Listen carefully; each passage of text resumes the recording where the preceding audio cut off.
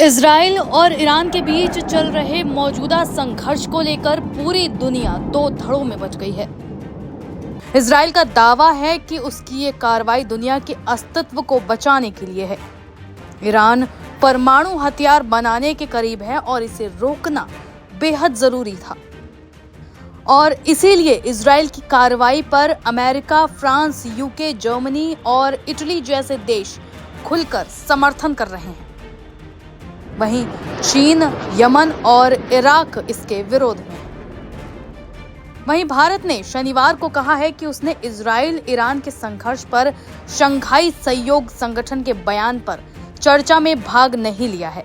इस दौरान भारत ने तनाव कम करने की कोशिश के लिए बातचीत और कूटनीति का आग्रह किया है। विदेश मंत्रालय ने अपने बयान में कहा कि विदेश मंत्री एस जयशंकर ने शुक्रवार को अपने ईरानी समकक्ष के साथ इस मामले पर चर्चा की और घटनाक्रम पर अंतर्राष्ट्रीय समुदाय की गहरी चिंता से अवगत कराया। MEA ने कहा कि SCO ने 13 जून को इजराइल और ईरान के बीच हाल के घटनाक्रमों पर बयान जारी किया। इसमें संगठन ने ईरान पर हमले के लिए इजराइल की निंदा की। मंत्रालय ने कहा कि हम आग्रह करते हैं कि बातचीत और कूटनीति के माध्यमों का उपयोग तनाव कम करने की दिशा में काम करने के लिए किया जाए। विदेश मंत्रालय ने कहा कि भारत की स्थिति से अन्य SCO सदस्यों को अवगत करा दिया गया है। दरअसल ईरान SCO का सदस्य है। Aim right, achieve big. At KR Mangalam University, we provide you the platform to turn your dreams into reality. At KR Mangalam University. बयान में कहा गया है कि SCO सदस्य देश ईरान के परमाणु कार्यक्रम से जुड़ी स्थिति का शांतिपूर्ण, राजनीतिक और कूटनीतिक तरीके से समाधान करने की दृढ़ता से वकालत करते हैं। इसमें इजराइल के हमले की निंदा करने के लिए आग्रह किया गया था। हालांकि भारत ने अब इस पर अपना रुख स्पष्ट कर दिया है। इस हमले के बाद दुनिया भर के देशों के बयान सामने आए हैं। आइए आपको बताते हैं कि किस देश ने क्या कहा और किसका समर्थन किया। इटली के विदेश मंत्री एंटोनियो तजानी ने बातचीत का आह्वान किया है। तजानी ने ईरान से इजराइल के साथ संघर्ष में सैन्य वृद्धि से बचने का आह्वान किया है, जो पूरे क्षेत्र के लिए बेहद खतरनाक है। पाकिस्तान के विदेश मंत्री इशाक डार ने एक्स पर लिखा है कि ईरान पर अनुचित इजरायली हमलों की कड़ी निंदा करता हूं। पाकिस्तान ईरान की सरकार और लोगों के साथ एकजुटता में खड़ा है। तुर्की ने इजराइल के हमले की कड़ी निंदा की और इसे अंतर्राष्ट्रीय कानून का उल्लंघन बताया। तुर्की के विदेश मंत्रालय ने कहा कि हवाई हमला दिखाता है कि इजराइल नहीं चाहता कि मुद्दों को कूटनीतिक तरीके से सुलझाया जाए। फ्रांस ने भी सभी पक्षों से आगे की स्थिति को और खराब करने से बचाने का आग्रह किया है। विदेश मंत्री जीन नोएल बैरोट ने एक्स पर पोस्ट किया है। उन्होंने कहा कि पेरिस ईरान के परमाणु महत्वाकांक्षाओं को लेकर चिंता में है और इजराइल के साथ है। कतर ने अंतर्राष्ट्रीय समुदाय से इजरायली उल्लंघनों को तत्काल रोकने का आह्वान किया है। विदेश मंत्रालय के मुताबिक कतर ने इजरायली हमलों की कड़ी निंदा की है और इसे ईरान की संप्रभुता व सुरक्षा का घोर उल्लंघन मानता है।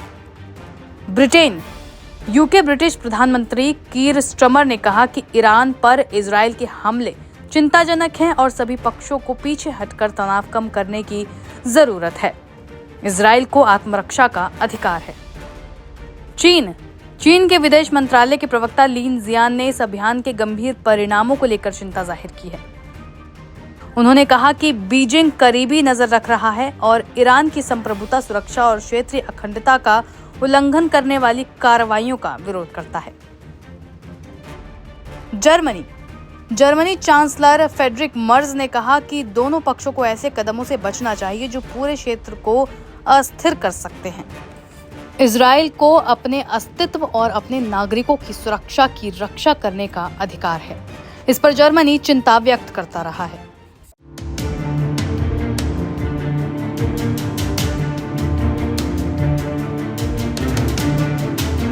नमस्कार, आप देख रहे हैं लाइव हिंदुस्तान। मिडिल ईस्ट में इजराइल और ईरान के बीच तनाव अपने चरम पर जाता हुआ नजर आ रहा है। 13 जून 2025 को जहां इजराइल ने ईरान के परमाणु संयंत्रों और साथ ही कई सैन्य ठिकानों पर हमला किया, जिसमें ईरान के टॉप कमांडर और कई वैज्ञानिक मारे गए।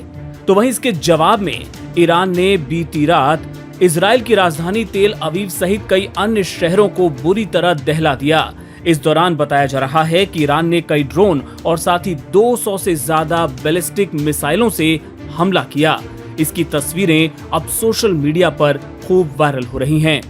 एक तरफ अमेरिका जहां इजराइल के समर्थन में खुलकर खड़ा हो गया है, तो वहीं अब दुनिया की दूसरी बड़ी शक्तियां भी अपनी अपनी पोजीशन लेती हुई नजर आ रही हैं। इनमें दो शक्तियां यानी चीन और रूस अब ईरान के पक्ष में जाते नजर आ रहे हैं। आपको सबसे पहले बताते हैं कि ईरान के दोस्त चीन ने इस हमले को लेकर क्या कहा है।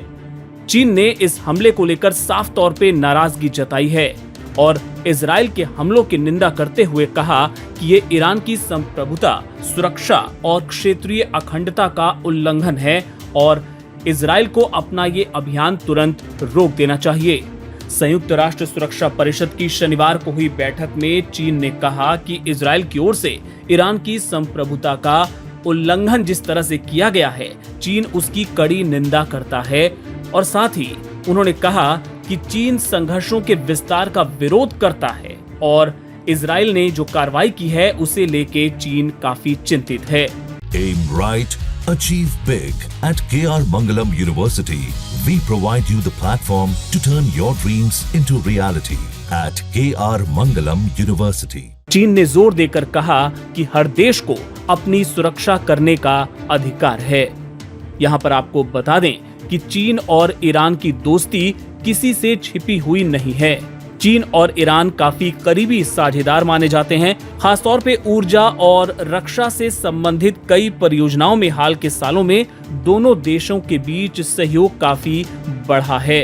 अभी कुछ दिन पहले ही ये खबर लाइव हिंदुस्तान ने आपको दिखाई थी, जिसमें ये बताया गया था कि ईरान ने चीन को हजारों टन बैलिस्टिक मिसाइल सामग्री का ऑर्डर दिया है और तभी से ये माना जा रहा था कि ईरान को इस बात का एहसास है कि आने वाले वक्त में इजराइल उस पर बड़ा हमला कर सकता है।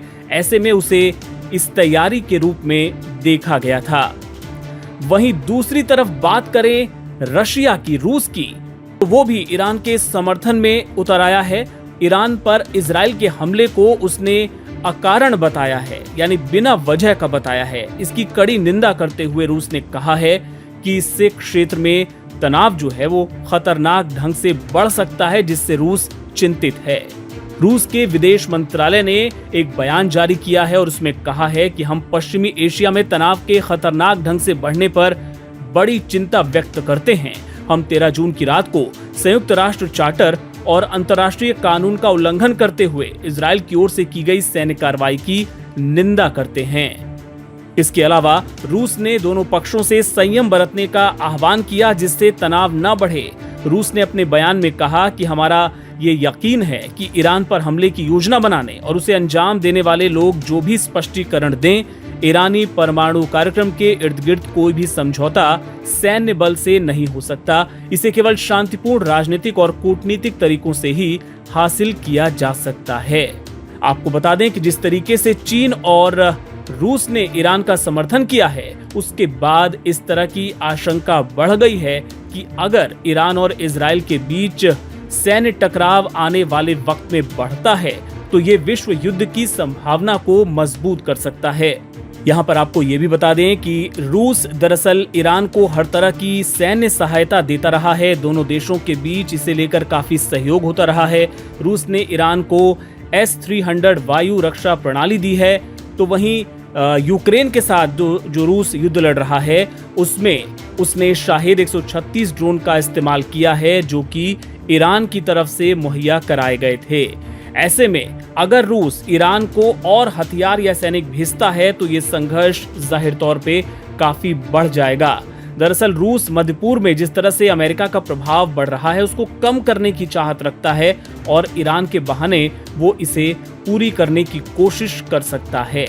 और वहीं एक बार फिर से अगर चीन की बात करें तो चीन भी रणनीतिक साझेदार है ईरान का, और वो भी सीधे तौर पे सैन्य हस्तक्षेप तो नहीं करेगा, लेकिन जाहिर है ईरान को वो आर्थिक मदद दे सकता है, हथियारों की मदद कर सकता है, जो युद्ध को लंबा खींचने में ईरान की मदद करेगा।